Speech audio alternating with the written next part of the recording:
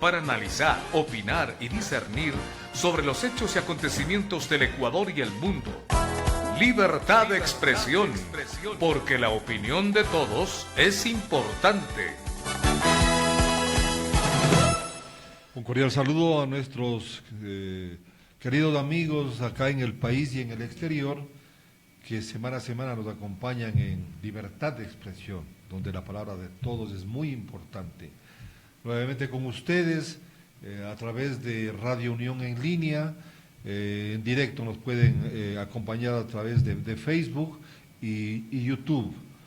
Ahora tenemos en este programa el gusto de contar con una destacada, una distinguida invitada, Alexandra Ayala. Ella Marín, es, por favor. Es Ayala Marín, Alexandra Ayala Marín. Sí. Ella es una comunicóloga y periodista.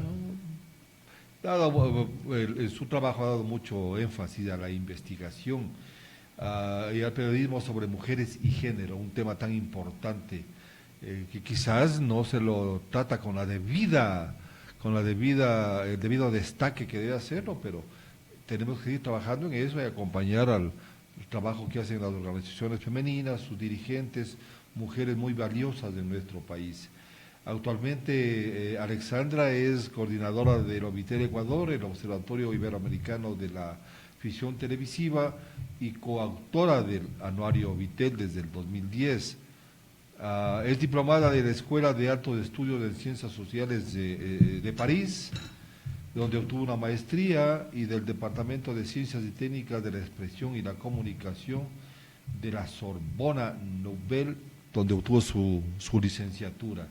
Estudió periodismo en Guayaquil y en Santiago de Chile. Bueno, es una amplia experiencia dentro del periodismo, dentro del trabajo de apoyo al movimiento femenino. Vamos a tratar en este programa de conversar lo que más se pueda para destacar todos estos aspectos tan importantes. Bienvenida a Libertad de Expresión, Alexandra. El país vive momentos complejos, muy complejos. Mucha gente, muchas organizaciones sociales tenían en la mira, tenían en su pensamiento de que una vez terminado un gobierno, la asunción de otro, las cosas podían cambiar de alguna manera. En cierto sentido lo han hecho, pero en otro sentido parece que se mantiene este estilo, especialmente en ciertos altos funcionarios gubernamentales. Uno de ellos, por ejemplo, se atrevió hace unos días de tildar de histéricas a un grupo de asambleístas que no concuerdan con su idea. Bienvenida, Alexandra, ¿qué opina usted sobre ello? Bueno, gracias, Paco. Buenos días a la audiencia de la radio UNP. Y me alegro que el programa no sabía ese dato que se llama Libertad de Expresión, porque creo que como mujeres particularmente, como integrantes del movimiento social de mujeres en el país, luchamos mucho por la libertad de expresión.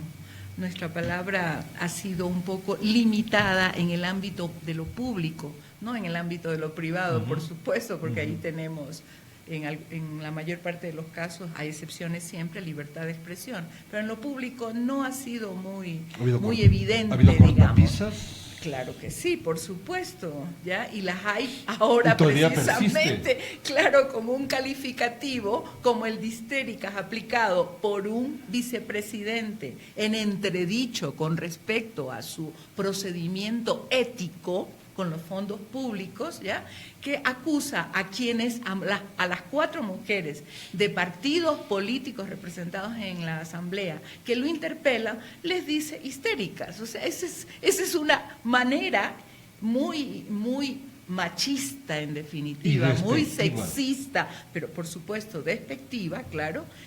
Generalmente las acciones machistas son acciones despectivas porque son acciones discriminatorias, ¿ya? Entonces, es una manera muy machista, en definitiva, de limitar la expresión de estas mujeres que no hacen otra cosa que cumplir con su responsabilidad política de fiscalización. Una de las cosas terribles de la década anterior fue precisamente el hecho de que la Asamblea estuvo destinada por orden prácticamente del Ejecutivo a legislar, a formular muchas leyes no discutidas debidamente, ¿ya? Pero no a fiscalizar. Y la forma de proceder del gobierno, ¿ya? Desde el inicio, declarándonos prácticamente en estado de emergencia, de no llamar a concurso ni a licitaciones públicas para asignar tal o cual obra, ¿ya? Eso era terreno fértil precisamente para los actos que hoy nos ocupan y que nos preocupan indudablemente, los actos de corrupción. Entonces, no podemos decir, no podemos hablar de que no se conocía. En el caso específico de Odebrecht, por ejemplo, ¿cómo era posible que sacan a la empresa y luego la llaman, ¿ya?, sin beneficio de inventario prácticamente, solo porque Lula, que era de la tendencia, Lula da Silva, presidente de Brasil en ese momento, que era de la misma tendencia del socialismo del siglo XXI, ya le exige al Ecuador, porque Lula no hacía otra cosa que proteger a una empresa de su país. Claro que sí, él estaba haciendo lo suyo, pero luego, desgraciadamente, lamentablemente, porque creímos, yo por lo menos fui una de las que creyó en lo que estaba haciendo Lula y en el esfuerzo que hizo para llegar a ser presidente de Brasil como representante del Partido de los Trabajadores, ¿ya? Sin embargo, luego nos enteramos que también ha sido coimado por la empresa Odebrecht. Y yo en eso, solo para concluir esto, yo no creo en eso del corruptor y el corrompido o el corrupto, ¿ya? Son dos personas en plenas facultades, ¿ya?, que deciden, ¿ya?, proponer un soborno y aceptar el soborno. No es que nos corrompemos porque nos ofrecen, y no es que nos corrompemos porque hay un paraíso fiscales, ¿ya?, lugares a donde podemos mandar el dinero, ¿ya? Nos corrompemos simplemente porque tenemos una estructura, ¿ya?, ambiciones, miles de cosas que permiten la corrupción. ¿Hay predisposición para ello? Creo, no predisposición psicológica ni física, sino predisposición moral, llamémosla, predisposición ética. Yo creo que sí, porque no creo que a cualquier persona vienen a ofrecerle $1 millón y se pone a decir, no, yo dudo de no aceptarlo. No, simplemente, si yo creo que el país no puede permitirse la corrupción, yo no acepto si soy funcionaria pública. Usted tocó un tema muy importante, el papel de Lula. Ajá. Y mencionó algo que yo concuerdo mucho con usted. Lula hizo un buen gobierno. Claro que sí. Hizo un buen gobierno. Claro. Pero lamentablemente el dinero corrompe, ¿no? Y cuando hay mucho dinero, ¿es más fácil ser corrompido? Puede ser. Yo estoy diciendo ahorita, precisamente estoy sosteniendo lo contrario. Lo que ocurre es que una vez que la gente está en el poder, ¿ya?, creo que se hace permeable a querer seguir en el poder, ¿ya?, y a querer poseer más, indudablemente.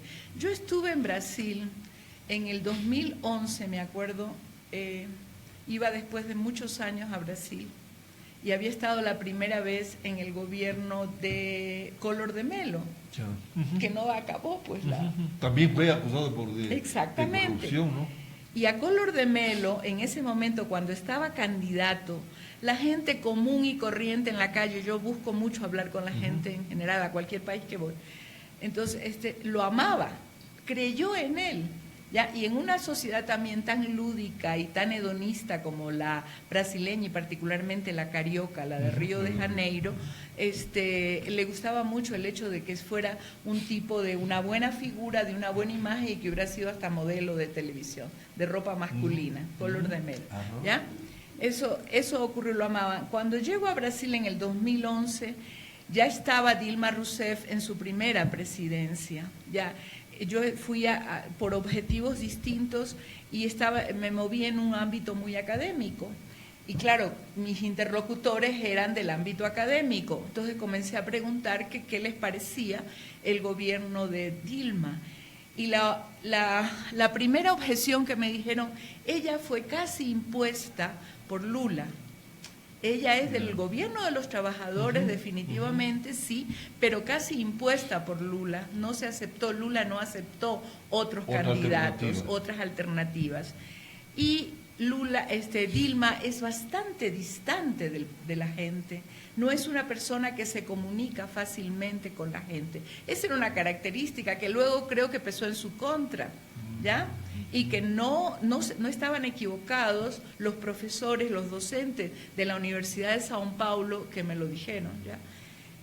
Y en el caso de Lula, yo pregunté también, me dice, sí, pero Lula se fue con ya acusaciones y muchas sospechas de corrupción. Él utilizó a su hijo, ¿ya? Ahora se puede decir como testaferro, no me lo dijeron en ese momento, pero él utilizó a su hijo. Su hijo ha recibido una gran finca, una finca de no sé cuántas hectáreas ya, y eso lo pone mucho bajo sospecha. Claro. Y son cosas que luego, al cabo de ¿cuántos años? De casi 5 años o de 4 años salieron a la luz.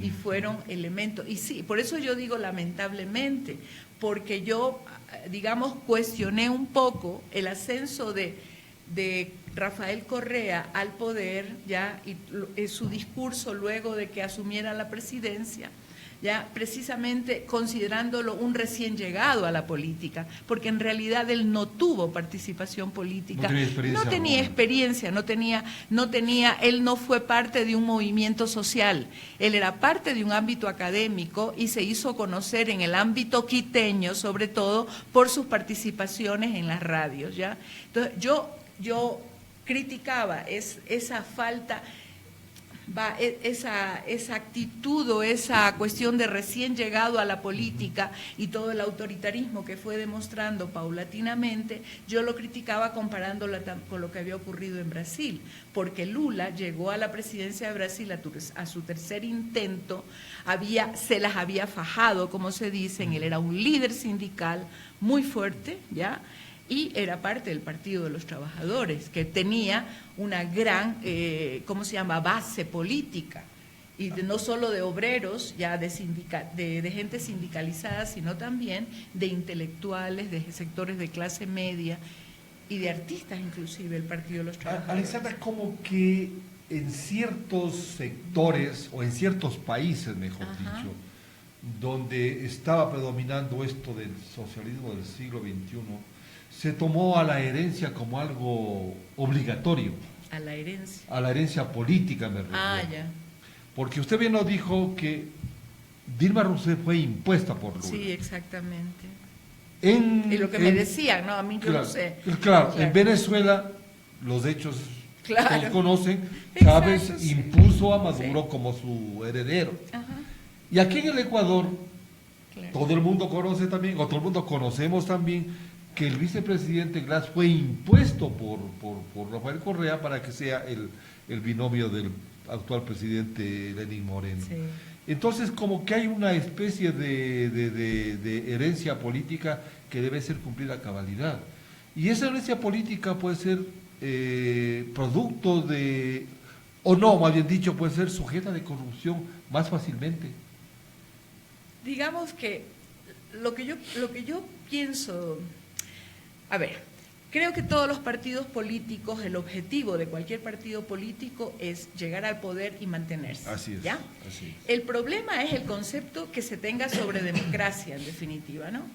La democracia manda la alternabilidad y precisamente eso no nos libra de corrupción, porque no digamos tampoco que son estos 10 años los únicos en los que ha habido corrupción. Ha habido corrupción. No, ha habido corrupción durante toda la vida, desde el inicio de la fundación de este país como república. O sea, hay montones de casos, que la venta de la bandera, que digamos que no tengo ahorita muy...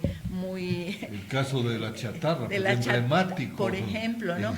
En Guayaquil hubo un caso con el alcalde, ¿cómo se llamaba? Bueno, no me acuerdo, que era también presentador. No. Posterior, que era presentador de televisión. ¿Cómo? Antonio Hanna, ¿ya? Justamente, que luego se probó que no tuvo nada que ver. Bueno, no importa eso, pero en todo caso, ¿ya? todos los gobiernos, si hacemos un repaso, inclusive en los últimos 30 años, nos vamos a encontrar con casos de corrupción, ¿ya? Pero el problema está en un partido que se dice como que se construye también como parte de una corriente latinoamericana fundada o refundada por Chávez, el socialismo del siglo XXI, ¿ya? Que tenía una estrecha relación con el gobierno cubano y lo que buscaba para sí también el gobierno cubano en su legítimo derecho, digamos, ¿no? De buscar lo que le corresponde, que era su necesidad de petróleo luego de la caída de la ayuda soviética y del muro de Berlín, cuando se rompió la cortina de hierro, como se llamaba, ¿verdad? Entonces, estos gobiernos tenían un proyecto de prolongarse en el poder, ¿ya? Y enhorabuena, no sé por qué circunstancia en el Ecuador, ¿ya? Ocurre que el señor Correa decide no presentarse a la nueva elección, ¿ya? Y si ponen a Lenín Moreno y no a Glass, definitivamente es porque las encuestas no daban, definitivamente, no favorecían para nada.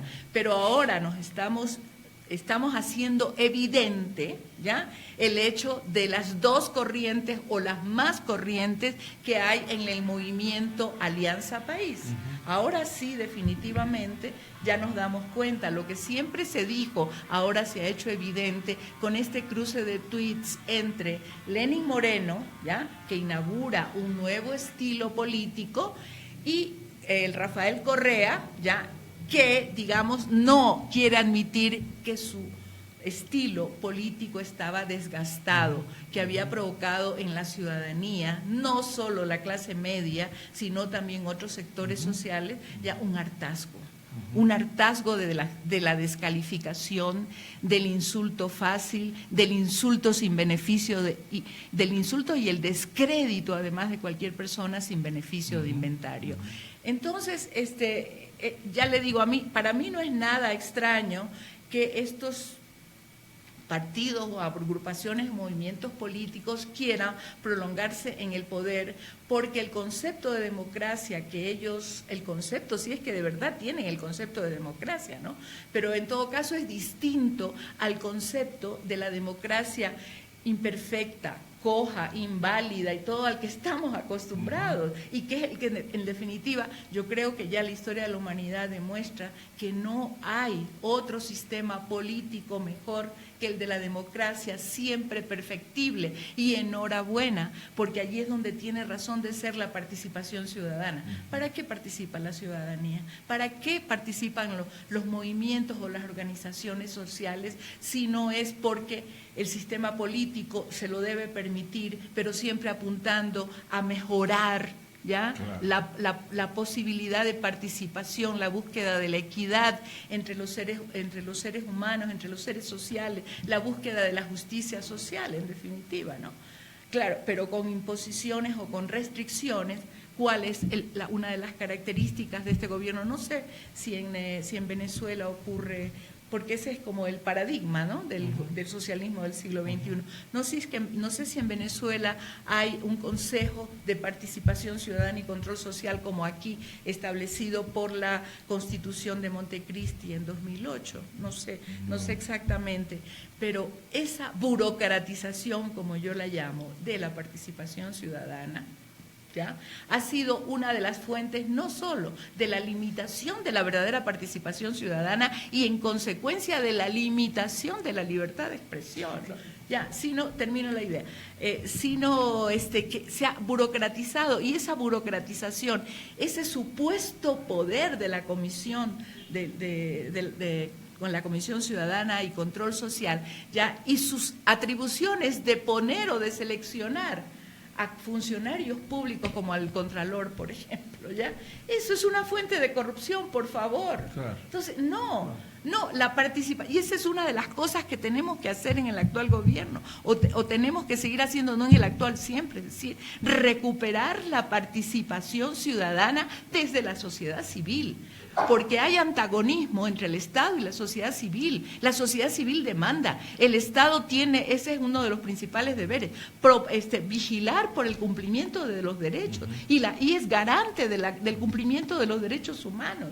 Ese es el gran problema. Aquí en esta década que pasó, no sé cómo se proyecta exactamente todavía el gobierno de Lenín Moreno, pero en la década que pasó es que se quiso subsumir y de hecho, o desjuntar muy prostituidamente en definitiva, ¿ya?, Estado y sociedad civil. Se quiso hacer una sola y en esa expectativa de lograr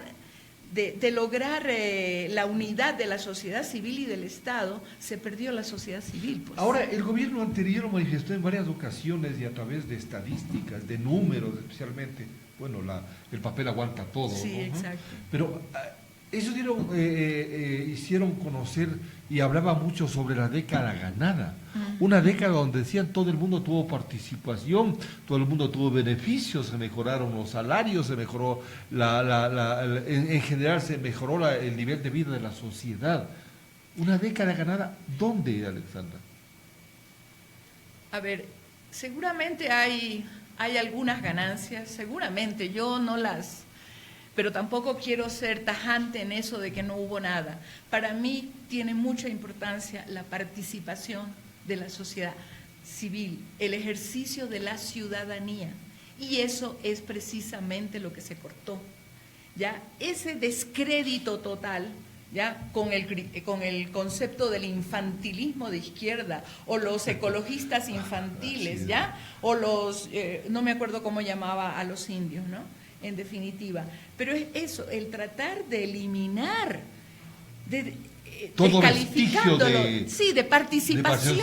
de participación ciudadana. Para mí eso no constituye una ganancia para la democracia, porque claro, qué bien, se puede tener carreteras excelentes, ya, y luego están estallando también, porque todo tiene su fin y todo tiene su periodo de estabilidad, ¿no? O de uso, ¿verdad? Entonces, qué bien construirnos un gran edificio como el que tenemos aquí cerquita, ese búnker que hay allí de mal construido, que estalla la primera cosa. Qué bien las obras públicas, qué bien, me pregunto, ¿no? Porque la gente dice que bien, pero yo me pregunto, qué bien.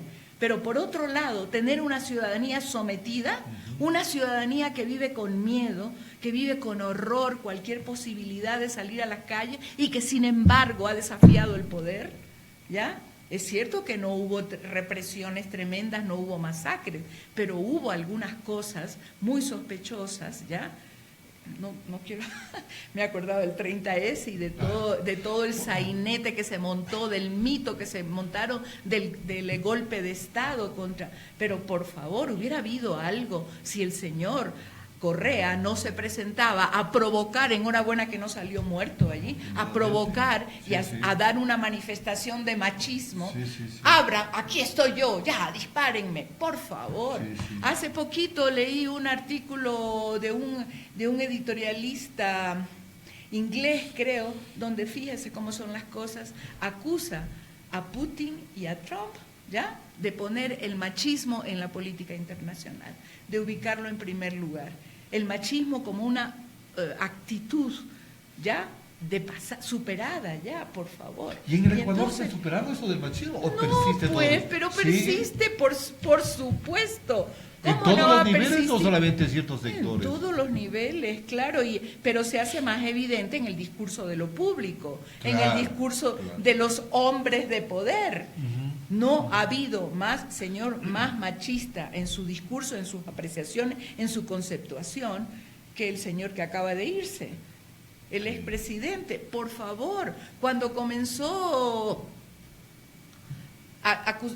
sacando a una periodista que lamentablemente murió recién de cáncer, una muchacha Ochoa, creo que era el apellido, Sandra Ochoa de Cuenca, no debería olvidarme del nombre. Sandra Ochoa, cuando le dice gordito horrorosa, claro que él usó el adjetivo horrorosa en el sentido que lo usamos los guayaquileños, ¿ya? Como cuando le decimos a los niños, son horrorosos estos niños, ¿no?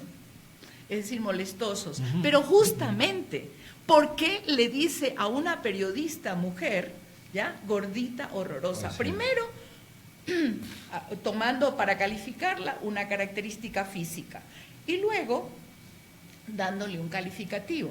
Luego, cuando hace una broma y destaca las minifaldas de las asambleístas, por favor, una de las características de Rafael Correa es que él se descolocaba totalmente de su papel de primer ciudadano del país y de primer emisor, como yo digo en términos de comunicación. Nunca le dio el debido valor, desde mi punto de vista, a su discurso, a sus criterios. Él era el paradigma, debía ser el paradigma del discurso público, y sin embargo vulgarizó el discurso de lo público y el discurso público y expresó su posición, siempre su posición personal. Por eso yo digo, se descolocaba de su papel, se descolocaba de su lugar de emisión en términos de comunicación. Se puede decir que, tocando el tema de las mujeres, se puede decir que Rafael Correa es un misógino, Tiene actitudes, tiene muchas actitudes, y hay actitudes y discursos ya que manifiestan inconscientemente la estructura profunda, ¿ya? No quisiera yo, pero ya lo voy a decir en definitiva, la ausencia pública de su esposa, ¿ya? Sí me preocupaba a mí. ¿Puede ser un hecho? ¿Ah? Sí, pero es que seguramente es porque estaba dada en la selección que él hizo, ¿ya? Proyectándose él se proyectó siempre como presidente del país, ya proyectándose como presidente del país, ya hizo la selección de esposa de una persona que temía o que no quería, rechazaba manifestarse en lo público. Entonces, ¿qué tuvimos en todo este año? La ausencia de la esposa del presidente en las labores que le corresponden. ¿Por qué no? ¿Por qué no? Y por un lado, yo digo, está bien que ella no haya querido participar públicamente y que conservara su papel de profesora, su cargo, pero la cuestión es que no acompañaba para nada, ella era extranjera, es extranjera, entonces también se podía interpretar como un menosprecio al país. Entonces se ausentaba, estuvo presente solamente en las rendiciones de cuentas, enhorabuena, cuando llegó el Papa, ¿ya? Pero era una figura como muda, una figura estática, y se hace presente apoyando a un profesor del mismo colegio donde ella enseñaba, ya acusado de abuso sexual a un menor. Entonces esas cosas son terribles. Esa es una también descolocación, y allí sí yo dije, es menosprecio al país, no entiende nada. Entonces cuando un hombre que se proyecta como presidente ya escoge a una persona así, que puede, yo me pregunto si es que no es, ya, o si es que no es también un misógino, seleccionando a una mujer que nunca le haga sombra. Dios, ¿Esto puede ser, pero puede atribuirse también a un complejo? No sé, ya, es que yo no soy psicóloga. Sí, pero dado los hechos, porque dado los hechos, por ejemplo, desde su fuente familiar, el expresidente ya tuvo problemas y quizás eso se desató. Sí, puede ser que desató, pero yo no quiero hacer juicios acá por su pasado, en definitiva. Yo solamente quiero opinar sobre lo que vi y viví en estos 10 años de él como presidente. Sus expresiones verbales hablan por ellas mismas, ¿ya? Nos dicen más que suficiente. ¿Cómo puede ser que un presidente del país, en ese criterio desde el punto de vista de la comunicación, descolocación de su lugar de emisión, es decir, que nunca entendió el papel que tenía, interpelar a un inmigrante en España, ya, que le reclama algo y le dice, por mediocres como tú, es que el país está como está, ponerse a pelear, sacudir a un adolescente que le hace un gesto solamente de bajarle el dedo en la calle, pero por favor, eso a mí me ubica frente a una persona simplemente que no se ubicó en su papel de presidente. Nunca entendió su papel. Nunca entendió su papel de presidente. Quizás entendió, ya su papel de activista dentro de una agrupación política, pero no su papel de presidente. Entonces se descolocó siempre. Entonces no quiero juzgar, ya digo, o opinar sobre los antecedentes familiares de él,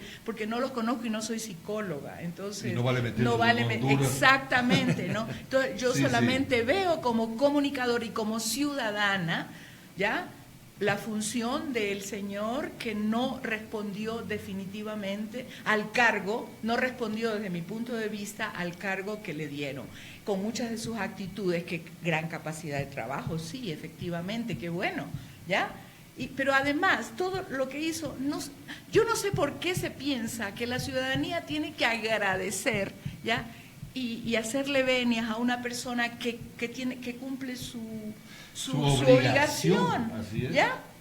Que una persona, ¿qué tal que la ciudadanía o mucha parte de la ciudadanía siga diciendo y siga pensando, no importa que robe, pero que haga obra? Por favor, ese es otro problema de la democracia, que no sabemos ejercer ciudadanía y no sabemos definitivamente ubicarnos como ciudadanos o ciudadanas y demandar cosas al Estado. Por eso siempre yo sostengo que el Estado es una cosa y que la ciudadanía es otra, que son dos entes siempre en conflicto, y que eso no significa que en algún momento no van a ponerse de acuerdo, pero una cosa es el Estado y tener el poder, ejercer el poder desde el Estado, y otra cosa es ejercer ciudadanía, ¿ya?, sin un poder real. ¿Me explico? Claro, sí. Entonces, ahora, pero también eso no radica en una falta de educación. Claro que sí. ¿Tenemos fallas en el sistema educativo? Sí, fallas, sí, claro que hay fallas en el sistema educativo, pero también fallas de la democracia, creo yo. No sé si es que se puede hablar de que el sistema educativo como tal, el sistema educativo formal, tendría que apuntar a una educación para la democracia. Es decir, que nos instruya sobre cómo y por qué ejercer ciudadanía. No se forma ciudadanos críticos. No, pues ese es el problema. Entonces ahí sí, bueno, ese es uno de los problemas también de la educación formal del país, que todavía no se ve ya una ciudadanía, una educación para la crítica. Entonces nos dan cualquier cosa y la aceptamos. Sin derecho a protesta. Exactamente, nos dan un presidente que supuestamente se desenvuelve bien en varios espacios, ya, en el ámbito académico, como en el ámbito de las sabatinas, por ejemplo, frente a la gran masa popular, ya, y entonces nos tragamos la pastillita. Nos tragamos la pastillita sin beneficio de inventario. ¿Qué tal? ¿Qué tal eso? ¿Ya? Entonces hay muchas fallas en eso, ¿no? Y apartándolo un poquito de esto del tema político, pero también en estos 10 años de correísmo, la comunicación, los periodistas, la prensa en el país sufrió una persecución implacable. Sí. El presidente Correa quizás quiso encontrar en la prensa a su principal enemigo político, cuando no era ese papel de la prensa, no es ese papel de la prensa, lo político, pero Correa buscó crearle una figura política a la prensa y fue su principal enemigo. Bueno, ahí sí, claro que sí se convirtió él, pero él lo traía ya desde antes. Yo fui testigo de su discurso, ya, con respecto a los medios de comunicación en la campaña política. Como editorialista, ex editorialista en esos momentos, hasta el 2014, del diario Hoy, yo, digamos, era invitada a unos encuentros con periodistas que organizaba la Fundación El Universo de Guayaquil y el ILDIS, ¿ya? Entonces, esos encuentros se hacían más o menos mensualmente o cada 2 meses. Y yo acudí en plena campaña electoral en el 2006 a un encuentro con Rafael Correa, con los editorialistas de diversos medios del país. Estaban representados medios de Quito, Guayaquil y de Cuenca también. ¿Ya? Y allí se creó, por ejemplo, una discusión muy fuerte, precisamente generada por una pregunta que hizo Emilio Palacios, hoy exiliado o autoexiliado en Miami, con respecto a la libertad de prensa y a los medios de comunicación. Allí Rafael Correa ya dejó ver dio un indicio, ¿no? No solo un indicio, lo expresó Hecho, claramente. Lo expresó claramente, su posición con respecto al papel que cumplen los medios de comunicación. Él era un gran cuestionador del poder fáctico, como dicen, de los medios de comunicación. Y en realidad tampoco nos hagamos los inocentes, ya. Los medios han tenido un poder fáctico y en muchas ocasiones... Mucha influencia. Excesiva influencia, han abusado del poder. Entonces se han ubicado efectivamente como actores políticos, ¿ya? ¿Lo cree así? Lo creo así, se han ubicado, claro que sí, porque han apoyado a uno u otro candidato. Por ejemplo, me traigo a colación, me he acordado ahorita, mi tesis de maestría fue precisamente sobre, bueno, hice un análisis de la prensa ecuatoriana para ver cómo se da la relación, la doble función, como yo la llamaba en ese momento, de informar y defender los intereses de los propietarios de los medios. ¿Ya? Y fue impresionante lo que encontré, era análisis de contenido. Y me acuerdo que en la muestra de fines de la década de los 70, era del año 79, Sixto Durán estaba como candidato a presidente, ¿ya? Junto con Roldós también, ¿ya? Y la forma en que el Universo, particularmente de Guayaquil, apoyaba a Sixto era más que evidente. Era un tratamiento diferente, ¿no? Pero claro, preferente. Preferente, exacto. Lo trataba con mucha familiaridad. No olvidemos, yo no estaba aquí, pero lo tengo presente ahora, que Roldós era como un candidato de, ¿cómo se dice? El outsider, ¿ya? Y entonces, claro que sí, que los medios, y particularmente en esos años, los medios escritos se han ubicado como actores políticos. Ahora la cosa está cambiando un poco por la presencia de mucha gente en las redes sociales, ¿ya? Entonces los medios están, como, desde mi punto de vista, como redefiniendo su poder, ¿ya? En todo caso, el problema no es ese. El problema tampoco es una ley de comunicación, ¿ya? Tampoco es que la comunicación haya sido considerada como derecho en la Constitución de Montecristo. Servicio público. Sino que luego fuera cambiada arbitrariamente a servicio público. El problema es que luego nos impusieran igualmente una superintendencia de la comunicación sin debate. El problema es la calidad de sus integrantes, ¿ya? O de sus directivos más bien, ¿ya? Y luego el objetivo para los que han sido creadas, cómo han sido utilizados esas instancias para censurar, reprimir, instaurar la autocensura, ¿ya? Y no se considerara la necesidad efectivamente de regular la comunicación social como cualquier otra actividad de la sociedad.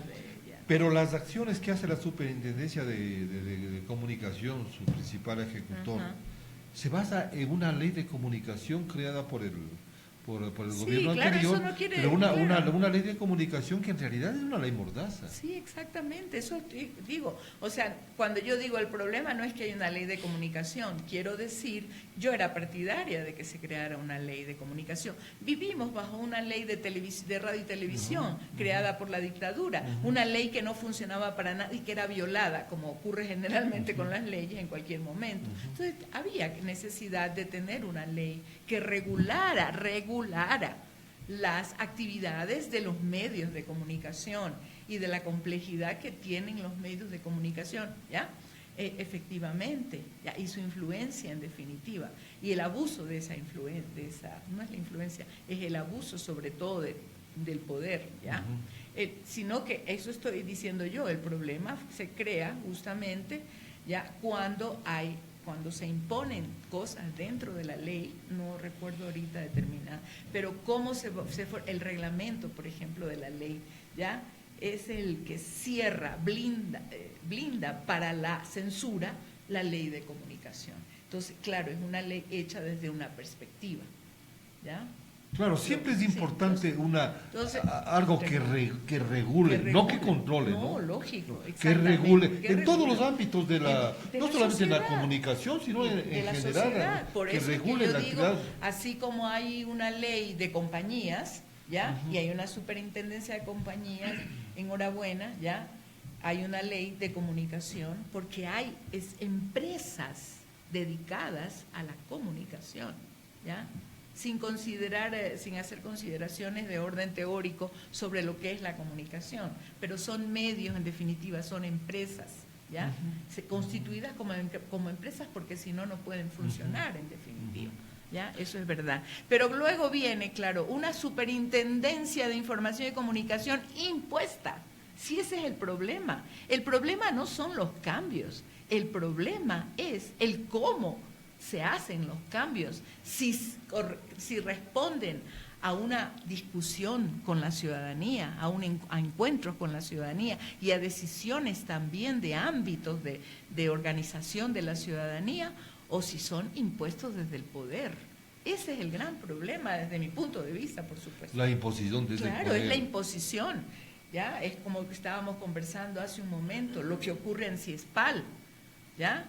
El problema no es que trajeran, ¿ya?, a un director español. El problema es que la dirección del académico español, ¿ya?, hizo desplazar a todos los técnicos ecuatorianos, ¿ya? CIESPAL solo funciona actualmente con administrativos ecuatorianos, ¿ya? Es decir, 50 y pico de años de esta institución, cuyo objetivo es la comunicación social, ¿ya?, y el periodismo, ¿no? Entonces, desplazados totalmente, ¿ya? Impuestos extranjeros, ¿ya? Y sobre todo, el problema es que ha sido una institución absorbida por la CENESID o por el director anterior de la CENESID, ¿ya?, o utilizada en estos momentos para fines que no son precisamente de comunicación, a no ser que digan es que todo es comunicación, pero no creo que les llegue a tanto porque no tienen ese nivel de análisis. Una entidad periodística sin periodistas. Más o menos así, es decir, ahora exactamente, ya controlada por un antropólogo o un sociólogo y por los representantes de instancias públicas en el Consejo de Administración. Que no son afines al periodismo. Claro, el Consejo de Administración de CIESPAL era tradicionalmente constituido por representantes de gremios como la UNP, ahora ya no hay, representantes, no sé si continuarán, los de la FENAPE, no, los de la Universidad Central y de la Universidad de Guayaquil, ya no hay, exactamente. Entonces, ¿y ahora quiénes son? Representantes de la Cancillería, del Ministerio de Educación, de la CENESID y no sé de quién más. En definitiva, ya no hay consejos de administración, es decir, una entidad, 50 y tantos años de trabajo desconocidos por la imposición, ¿ya?, del director de una instancia llamada CENESID, que tenía otros objetivos, ¿ya?, educación de segundo nivel, de tercer nivel, ¿ya? Y ya no quiero hablar más de lo que ha ocurrido con el anterior director de la CENESID. Alexandra, ¿se ha hecho buen periodismo en el Ecuador?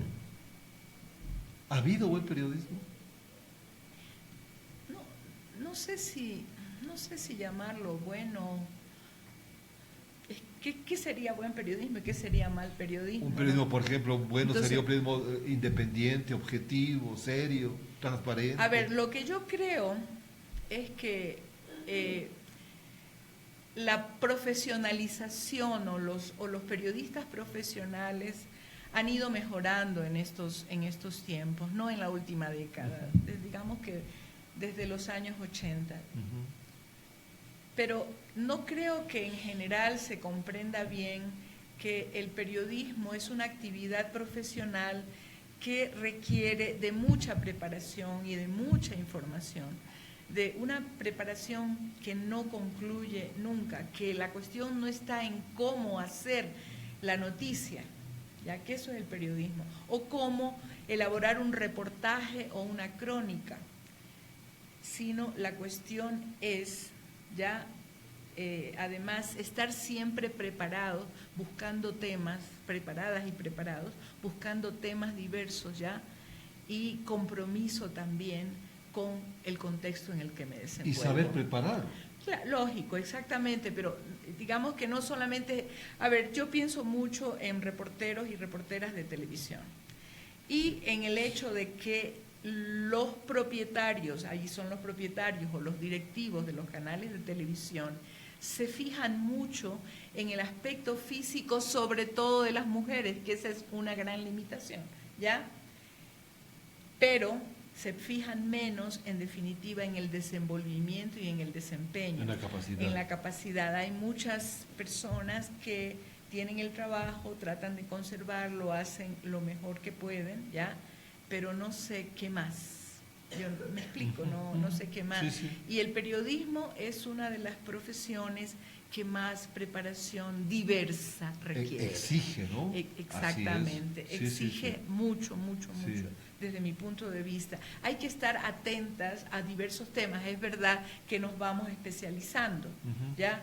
Pero sí debemos, es nuestro compromiso de profesión, ya estar atentas a todo lo que ocurre en un país, con más o menos énfasis indudablemente, porque yo evito opinar sobre economía, porque la economía para mí es mi talón de Aquiles, digamos. Yo no soy buena y sin embargo tengo conocimientos, ¿ya?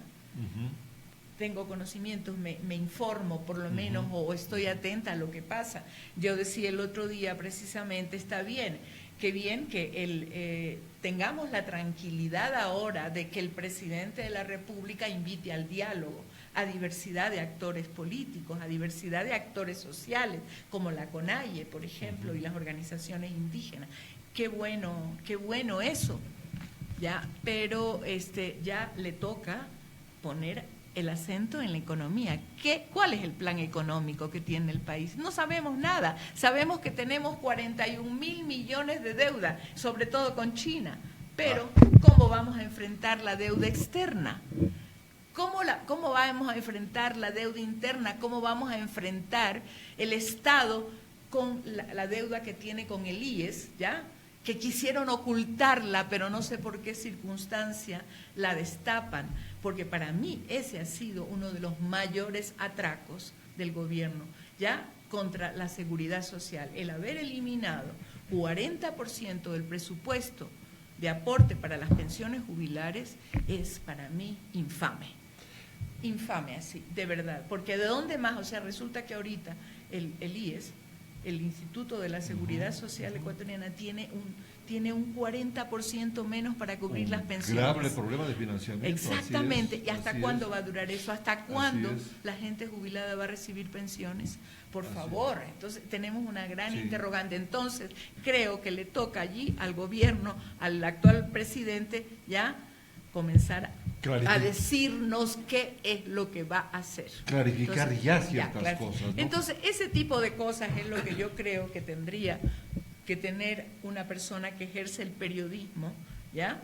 Estar siempre atenta a todas las cosas que ocurren. Hay cosas que, ya les digo, pasa, no se trata de exigirle a todos iguales, pero hay un compromiso. La gente que ejerce periodismo debe comprender que casi se gradúa como todólogo o todóloga. Así es. Desgraciadamente, prácticamente no pasamos a ser especialistas en nada y tenemos que, sin embargo, en el transcurso de nuestras actividades nos vamos especializando. Pero eso no quiere decir que esa especialización nos hace ineptos o nos inhabilita para otros conocimientos. Pasemos al último segmento, nos estamos ya casi sobre el tiempo. Ya. El presidente Moreno, y usted le citó hace un momento, llamó a un diálogo que era muy necesario en el país, muy necesario. Pero desde el punto de vista personal, mío, por supuesto, ese diálogo como que no logra calar definitivamente en la sociedad. Porque si bien se llama al diálogo, pero en el gobierno del presidente Moreno hay gente correísta muy leal al expresidente Correa que está queriendo obstruir ese diálogo. ¿Tendrá éxito? ¿Quién? ¿El presidente Correa en eso? El presidente Moreno. A ver, yo creo que el hecho del llamado al diálogo y que el actual presidente lo enunció también en su discurso de posesión, me parece a mí positivo y nos ha dado una gran tranquilidad. Pero como el otro día yo decía en una reunión de gente amiga, sí que bueno, creo estamos viviendo un mes de tranquilidad, nos sentimos tranquilas y tranquilos, ¿ya? Pero al mismo tiempo también pienso que nos están metiendo el dedo, usando una expresión vulgar, muy popular, que nos están metiendo el dedo, o sea que por un lado nos distraen un poco, ¿ya?, con respecto al diálogo, que es muy positivo, porque democracia es diálogo, así no es otra cosa. Democracia implica, ¿ya?, ponernos en relación con la diversidad de manifestaciones políticas y sociales que tiene este país, ¿ya? Entonces, sí, yo pienso eso, que nos pueden estar distrayendo, porque como decía hace un momento, ¿qué pasa con la cuestión económica? Que es urgente, hay desempleo, ¿ya? Ha repuntado un poquito el consumo, ¿ya? Pero, sin embargo, seguimos en crisis económica. No es que se ha solucionado todo el problema, seguimos. Alexandra, y ese diálogo parece que todavía no parece, es un diálogo que no ha topado o no ha sido partícipe a ciertos sectores importantísimos de nuestra sociedad, como las mujeres, por ejemplo, o como la misma prensa, como la misma prensa. Sí. Son dos sectores es un diálogo político, sobre todo, un llamado a los partidos de oposición. Creo que Lenín Moreno necesitaba legitimarse en el poder, puesto que los resultados de las elecciones habían sido muy ajustados, en definitiva, ¿no? Entonces, por eso llama, en primera instancia, a los partidos o a los candidatos a la presidencia, a quienes terciaron con él, ya que no, digamos que no ganaron, pues, ¿verdad? Entonces llama por eso, llama como para reconciliarse, y me parece un buen gesto, porque la democracia es eso, pero efectivamente llama a la CONAIE, llama a los sectores indígenas, que indudablemente tienen mucho peso, pero ¿qué pasa indudablemente con los sectores ecologistas, que han sido tan vilipendiados también, ¿ya? Sí, sí. Se cerraron dos organizaciones medioambientalistas, claro, y otras siempre afectadas como Acción Ecológica, siempre al filo de la navaja, como se dice. ¿Qué pasa efectivamente con las organizaciones de mujeres? Claro, ¿cuál es la propuesta? Sí se ha enviado cosas. Ahora, por ejemplo, se discutía incluso una ley contra la violencia, pero propuesta por una asambleísta, que creo que es de Creo, ¿no? La asambleísta. No recuerdo. Sí, pero es de Creo. Sí, creo que es de Creo, no me acuerdo bien la asambleísta. Pero y anoche en la cadena semanal el presidente Moreno habló contra los femicidios, que cómo era posible que en nuestra sociedad todavía, hubiera en estos 6 meses ya 76 femicidios, lo que da una cifra mayor a 10 por mes. Ayer es terrible lo que pasa. Y no solo es el Ecuador, hasta el año pasado yo decía, pero en España es terrible la situación igualmente. Pero aquí que tengamos casi diariamente un caso, es espantoso. Y que el presidente se manifestara contra eso me pareció muy positivo. Pero efectivamente todavía en el poder político, desde el Ejecutivo y desde la Asamblea, se olvidan que hay ya expresiones políticas de las demandas de las mujeres. Quiero decir, organizaciones que se ocupan de eso, ¿ya? Y que pueden ayudar o colaborar en la toma de decisiones políticas. Pero tampoco ha habido algún pedido de organizaciones de mujeres al presidente Moreno para una reunión, para un diálogo. No creo, no ha habido exactamente, pero debería haber, sí, debería haber, porque debería es muy necesario, ponerse, claro, ¿no? es muy necesario. Es muy necesario. Sin embargo, hay varias organizaciones. Lo que pasa es que, a ver, yo creo que si no ha habido es porque ya las mujeres y las organizaciones de mujeres en particular no tenemos mucha confianza en el poder político, ¿ya? Y en un poder político, eso no hemos tocado, que además es de todas maneras, a pesar de las discrepancias entre el líder anterior y el líder actual, o entre el presidente anterior y el presidente actual, ya no ha cambiado mucho.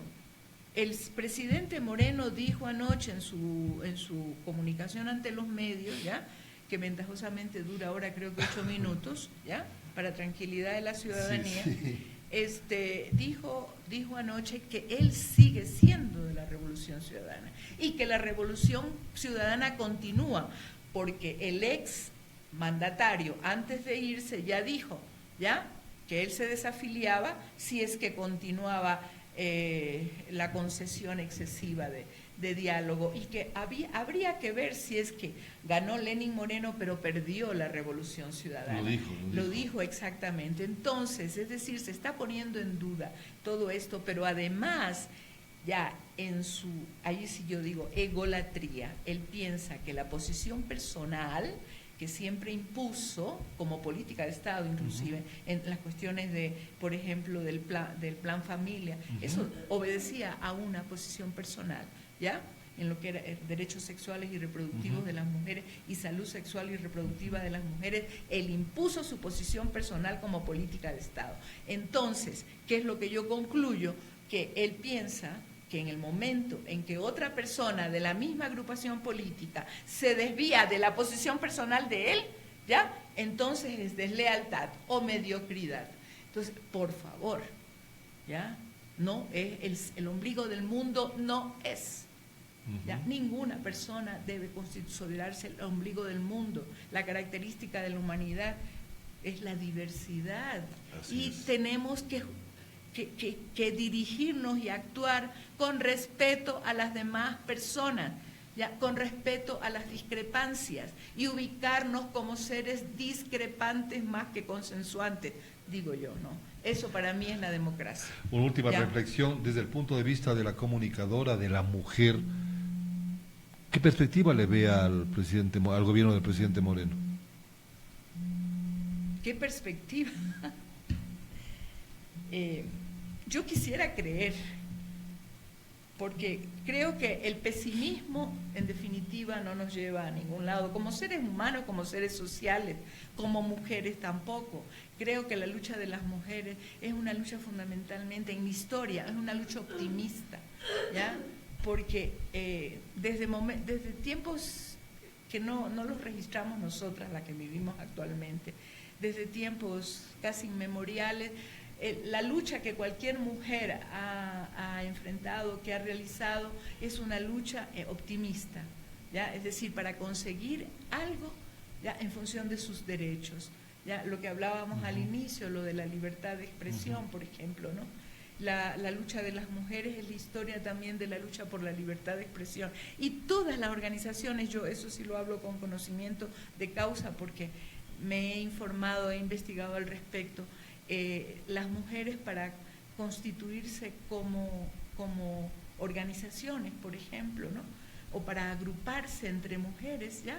Y para la defensa de sus derechos, han creado un medio de comunicación, aunque hubiera sido una hoja volante. Claro, es muy importante, ¿no? Claro, exactamente, en los inicios. Entonces, se han convertido, ya para ser actoras sociales, se han convertido primero en comunicadoras. Y eso es muy importante. Así es. ¿ya? Entonces, han luchado entonces por la libertad de expresión. Y en esas luchas, y en cualquier lucha, hay optimismo. Es decir, vamos a... Entonces, retomando, yo quiero ser optimista. Quiero creer efectivamente que el diálogo propuesto desde el Ejecutivo, ¿ya? Actúe efectivamente, que tiene que ser únicamente no solo con los partidos políticos o con los representantes de esos partidos políticos o con los ex candidatos a la presidencia, ¿ya? Y por allí hay uno que ha creado ha hecho evidente las diferencias, ¿ya? entre Correa y Lenín Moreno, ¿ya? Y yo allí me podría preguntar, sí, ¿para qué con los partidos políticos si la cuestión está con las organizaciones con la sociales, sociedad, ¿no? con la sociedad que es lo principal. civil? Claro, ¿ya? Pero puede ser que eso avance, pero que se amplíe, ¿ya? Que se amplíe y sobre todo yo apuntaría a que ese Consejo de Participación Ciudadana, no por el Consejo, por quienes está constituido en la actualidad, sino como concepto, ¿ya? Se elimine, que la ciudadanía recobre ya su participación como ciudadanía, ¿ya? Pero en las calles también. Muy importante. ¿Ya? Desde sus organizaciones y en las calles. La participación no burocratizada de la ciudadanía. El ejercicio de ciudadanía, aunque aparezca redundante. Ese es el ejercicio de ciudadanía. No un grupo nombrado por el Ejecutivo, ¿ya?, que selecciona sobre las ternas que envía el Ejecutivo. O sea, por favor. Lo mismo de lo mismo. Exactamente. Eso es. Hemos llegado al final del programa del día, estimados amigos.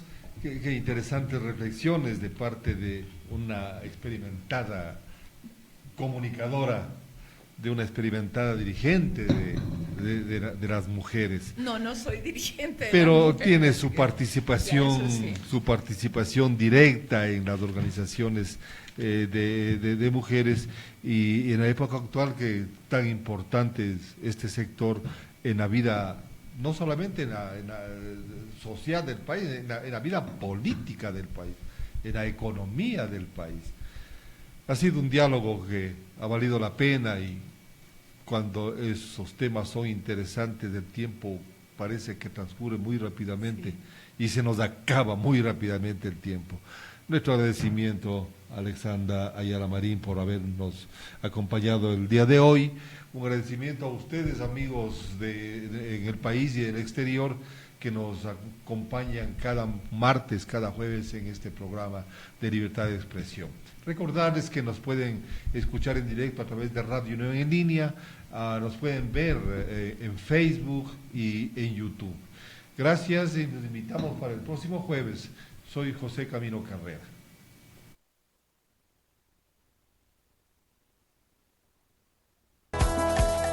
Un espacio radial donde todos pueden opinar, discernir y analizar los sucesos del Ecuador y el mundo. Hasta pronto.